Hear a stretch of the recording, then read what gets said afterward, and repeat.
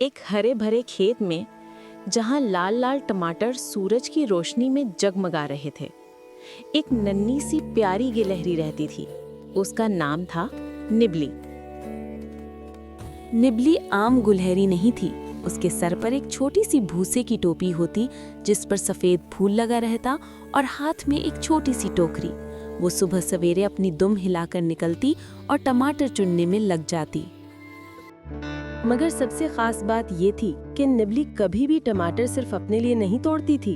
वो हर टमाटर को गौर से देखती और सोचती, ये गोल सा टमाटर खरगोश के बच्चों के लिए, ये बड़ा सा टमाटर लोमड़ी आंटी के लिए, और ये छोटा सा प्यारा टमाटर ये मेरे लिए।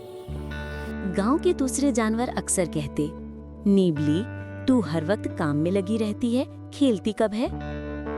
निबली मुस्कुराकर जवाब देती, असल खुशी दूसरों के साथ बांटने में है, खेल में नहीं। बाकी बचे हुए टमाटर वो घर आकर अलमारी में रख देती है। वक्त गुजरता गया। एक दिन गांव में बारिश न होने की वजह से सबके बाग सूख गए। खाने को कुछ बाकी न रहा। सब बहुत परेशान थे।